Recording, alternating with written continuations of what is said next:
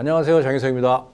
이번 시간은 부동산 투자 알고 하시나요? 라는 제목으로 부동산 투자의 기본을 다시 한번 그런 점검해서 여러분들에게 투자 마인드를 한번 심어주는 그런 시간으로 제가 만들어 봤어요. 그동안 계속 이제 제가 재개발 관련 현장 상황만 말씀을 드렸는데요. 우리가 그래도 뭐 어디가 좋아서 어떤 지역이 좋아서 어떻게 이렇게 투자하면 좋다는 그런 그 정보도 중요하지만 투자 마인드가 있어야지 투자를 할 거 아니에요. 요즘 그 부동산 경기가 굉장히 침체돼 있죠. 또 경제도 안 좋고요. 경제 상황하고 좀 맞물리잖아요. 경제 상황도 안 좋고 부동산 경기 침체도 있고 그래서 투자 마인드가 많이 식었어요. 예, 그래서 지금 투자에 대한 관심이 없는데 근데 여러분 부동산 투자는요 항상 관심을 가지셔야 되고요. 제가 전에도 말씀드렸지만 부동산이라고 하는 것은 오르막이 있으면 내리막이 있고 또 내리막이 있으면 올라가는 거죠. 그래서 부동산 투자라는 것을 항상 관심을 가지시고 공부를 하셔야 돼요. 부동산 투자라는 게 뭐냐면 투기하고 투자를 헷갈려 하시는 분들이 많아요. 예. 근데 투기라고 하는 것은 일확천금을 꿈꾸는 거예요. 그래서 정확한 정보를 갖지 않고 어떤 그 막연한 그런 소문과 뭐 그런 걸로 해서 하는데 그런 투자는 사실은 하시면 안 됩니다. 그리고 부동산으로 그렇게 일확천금을 꿈꾸는 일은 없어요. 거기다 사기당하시는 거죠. 그래서 투자라고 하는 것은 정확한 정보를 바탕으로 내가 정확하게 조사를 해서요. 그렇게 해가지고 적정한 이익을 얻는 겁니다. 예. 그것이 이제 투자죠. 근데 이제 투자를 하라 그러니까 그냥 너무 이제 안전 위주로 해서 그냥 매입을 하시면 되는데 그런 분들은 우리가 시장에서 물건 사는 그런 매입하고 다를 게 없어서 별로 그거는 좋은 어떤 결실을 맺지를 못해요. 부동산 투자라고 하는 것은 약간 리스크가 있는 겁니다. 그래서 우리가 이미 다 소문이 다 났어요. 그래서 다 알려져가지고 가격이 오를 때는 다 올랐어. 물론 이제 그런 걸 사면은 이제 안전을 하겠지. 그러나 그거는 그냥 매입이라고 그러는 거예요. 우리는 그러한 것이 가격이 오르기 전에 어떤 정확한 정보를 갖고 약간 리스크가 있겠죠. 물론 개발이 안 될 수도 있고 안 오를 수도 있겠지만 하지만 그거를 적정한 가격으로 사면 혹시 개발이 좀 늦게 되거나 잘 안 되더라도 가격이 떨어지지는 않아요. 언젠가는 또 올라가게 돼 있기 때문에 그러한 것을 우리가 투자라고 그러는 거예요. 그래서 적당한 리스크를 안아야 되는데 그 리스크가 무서워가지고 나중에 그냥 다 오른 다음에 철 지난 거를 이렇게 투자하시는 분들이 있어요. 우리가 돈이 현찰이 1억 있어요. 근데 그 1억을 은행에 넣으면 제일 안전하죠. 근데 1억에 넣으면 제일 안전한데 그걸로 돈 벌기는 힘들잖아요. 그래서 조금 더 투자를 해서 돈을 좀 벌고 싶으면 약간의 리스크 있지만 펀드를 한다든가, 그렇죠? 채권을 산다든가, 아니면 부동산 투자한다든가 이렇게 해야 되는 거죠. 그래서 여러분들이 그러한 마인드를 가지셔야 되는데 제가 지금도 사람들 만나보면 돈을 벌고는 싶은데 두렵고 무서워서 주저하고 그래서 그냥 안전한 투자를 한다고 해서 매입을 한단 말이죠. 그렇게 해가지고는 돈을 벌기가 힘들어요. 그래서 마인드를 좀 바꾸셔야 되고요. 투자에는 그 시세 차익 투자하고 가치 투자로 나눠지는데 시세 차익 투자라는 것은 우리가 이제 말하는 현금 흐름을 좋게 하는 거죠. 그래서 어떤 물건을 샀는데 몇 년 지나니까 그게 올랐다.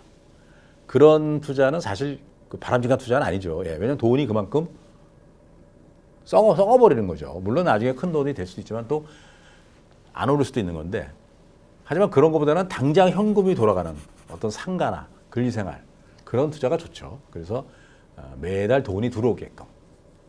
이런 게 있잖아요. 은행에다가 돈을 100억을 넣어봤자, 땅을 갖다가 100억짜리 땅을 샀어요. 근데 거기서 돈이 한 푼도 안 나와. 그럼 그 사람은 나중에는 부자가 됐지만 지금은 가난한 거죠. 하지만 그거보다는 그걸로 한 달에 다만 500이든 1000만 원이든 나오는 그런 현금 흐름 투자를 하게 되면 매달 돈이 나오기 때문에 생활이 윤택하고 풍성할 수가 있잖아요. 그래서 그런 것을 우리가 시세 차익 투자라고. 그래서 현금 흐름이 원활히 되는 투자가 나중에 시간이 지나면 그게 나중에 또 자산 가치가 상승하는 거예요. 그래서 그걸 가치 투자라고 합니다. 그래서 갭 투자라고 하는 것은 전세 시장이 활성화되어 있는 우리나라에서만 있는 현상인데요. 원래 시세하고 전세를 않는 조건으로 해서 그 차액을 투자라는 거거든요. 근데 이 갭 투자가 이제 그 투기하고 많이 혼용이 돼가지고 굉장히 위험한 투자를 많이 하죠. 지금 무슨 말이냐면 매가는 한 4억 하는데 전세값이 한 80%가 돼. 3억 2천이야.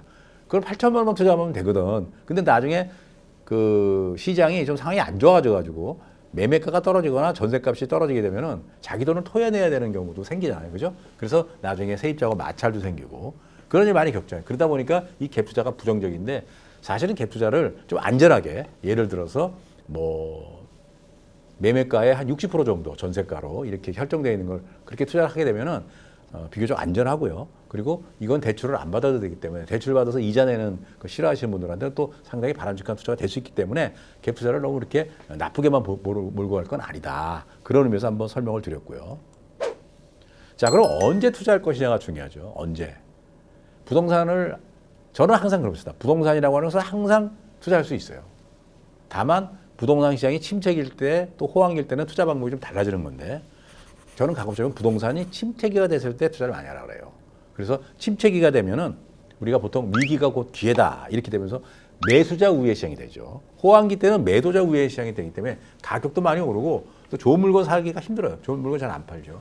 근데 침체기가 되면은 좋은 물건이 나오는 거죠. 싸게 사는 게 아니에요. 좋은 물건은 가격이 잘 안 떨어지니까 좋은 물건이 시장에 나올 확률이 높다. 그래서 좋은 물건을 살 수 있는 기회가 많다. 그래서 침체기에 사라는 거고 그래서 매수자 우위의 시장을 노려라. 이런 얘기입니다. 자, 부동산 투자라고 하는 것은 일종의 유통이에요. 그래서 두 가지가 있죠. 중개업소를 통하는 게 있고 신규 분양을 통한 유통이 있습니다. 중개업소를 통하면 우리가 매도자가 중개업소에다 물건을 내놓으면 매수를 통해 사는 거죠. 그런데 중개업소에 있는 물건을 살 때는 중개업소에 물론 사장님의 얘기도 중요하지만 본인이 또 판단을 해야 되는 거잖아요. 왜냐하면 중개업소는 아무래도 물건을 팔아야 되는 게 이제 그 목적이다 보니까 좀 더 과장해 설명할 수 있어요. 그래서 그 중간에 믿을 만한 컨설팅 업체를 통해서 조언을 듣는 그런 방법이 있죠. 자, 신규 분양을 통한 유통은 건축주가 분양 대행사나 컨설팅 업체를 통해서 이제 분양을 하게 되는 거죠. 그래서 우리가 흔히 말하는 그 아파트 같은 거는 당첨을 하는 거고요. 그다음에 당첨자를 통하지 않는 거는 그냥 우리가 직접 계약을 할 수 있는데 그런 거는 이제 그런 물건도 많은데 그런 물건은 아무래도 이제 좀 여러분들이 좀 꺼려하는 게 있죠. 왜냐하면 조금 그 불안한 요소가 있잖아요. 뭐 선분양도 많고 하기 때문에. 그래서 그런 것도 있지만 어쨌든 그런 물건도 믿을 만한 컨설팅 업체를 통하면 좀 더 정확하고 신뢰감 있는 정보를 얻을 수 있다. 이제 그런 의미에서 제가 말씀드렸어요. 자, 부동산 투자의 항상 그 핵심은 현금 흐름 확보입니다. 현금 흐름. 그래서 100억 짜리 땅을 갖고 있는데 돈이 없어. 그걸 우리가 100억 거지라래요. 그런데 매달 돈이 현금 흐름이 나오는 사람들. 그런 사람들을 이제 우리가 현찰 부자라고 하잖아요. 근데 은행에다가 돈을 집어넣으면 이자가 얼마 안 돼요. 이자가 뭐 기껏해야 2, 3%밖에 안 되잖아요. 근데 부동산 투자를 잘하게 되면은 4, 5% 또는 6, 7%까지 나올 수 있기 때문에 부동산 투자를 선호하는 거죠. 그리고 은행에다 돈을 집어넣으면 돈은 인플레이션에 의해서 돈의 가치가 점점 줄어드는 거예요. 근데 우리가 상가라든지 땅을 사게 되면 인플레이션을 해지하잖아요. 그래서 땅값이나 상가값이 오르게 되죠. 그래서 자산 가치 상승을 하는 거죠. 그런데 땅보다는 상가나 근린생활시설이 또는 우리가 흔히 말하는 월세 받는 다가구 주택 같은 것들이 자산 가치도 상승하기 때문에 현금도 물론 흐름도 되고요. 그래서 더욱더 선호하는 사람들이 많다. 그래서 현금 흐름은 우리가 제2의 월급 통계라고 이렇게 우리나라 지금 100세 시대를 부르짖는 입장에서는 은퇴 후의 삶이 굉장히 중요하잖아요. 그럴 때 이러한 제2의 현금 월급 통장을 만들어 놓으면 나이 먹어서도 생활이 즐겁다. 그러한 의미에서 제가 설명을 한번 또 드려보는 거고요.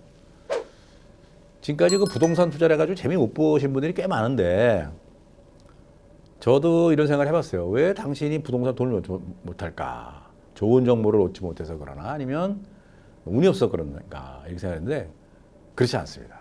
여러분들 제가 여기 6가지를 써놨으니까 한번 잘 읽어보시고 음미해보시면 내가 왜 그동안 돈을 못 벌었나. 돈이 돈을 번다는 생각만 그렇게 했었던 건 아닌가. 싼 것 찾아서 산만리. 가족이나 친지의 말을 믿지 말라. 가족이나 친지가 부동산 투자의 전문가가 아니잖아요. 그분들은 걱정하는 사람이지 정보를 제공하는 사람이 아니기 때문에 그분들의 말에 너무 이렇게 맹신하시면 안 됩니다. 그리고 또 누가 이거 하면 돈 벌어, 이거 하면 돈 벌어 이렇게 얘기해 줘가지고 헐kit해가지고 들어가서 투자했다가 또 돈 날리는 분들도 많은데 그런 사람들 귀가 얇아요. 또 어떤 사람들은 아무리 얘기해도 투자 안 하는 사람도 있죠. 의심만 하고 그런 사람도 너무 또 귀가 두꺼워. 그 부동산의 현장을 많이 찾아다녀야 돼요. 물론 사람들 말도 들어야 되지만. 근데 인터넷만 뒤지는 사람이 있어요. 손가락만 까딱하고. 그렇게 해가지고는 정확한 현장 감각이 없다. 요즘 많은 사람들이 그러죠. 한참 부동산 호황일 때는 뭐 너도나도 부동산 투자하려고 그러고 난리가 났었는데 요즘 부동산 관심이 많이 식었어요. 근데 부동산은 이제 끝났다고 보는 사람들 많고. 그렇지 않습니다. 지금 우리보다 훨씬 더 선진국인 홍콩이라든가 또 영국의 런던 또 미국의 뉴욕 같은 데를 가보면 거기는 계속 부동산 값이 오릅니다. 주로 도심에 유동인구가 많은 곳, 주택이든 상가든 지금도 계속 올라요. 그리고 항상 좋은 물건은 품절이죠. 우리나라도 계속 그런 세상입니다. 왜냐하면 땅은 한계가 있거든요. 땅을 무한정 공급할 수 없기 때문에 그래서 여러분들 부동산은 항상 관심을 갖고 부동산은 항상 오른다고 생각하시고 그렇게 해서 부동산에 관심을 가져서 미래 가치가 있는 즐겁고 행복한 삶을 살기를 바라는 마음에서 제가 다시 한번 기본을 한번 짚어드렸어요. 예, 감사합니다.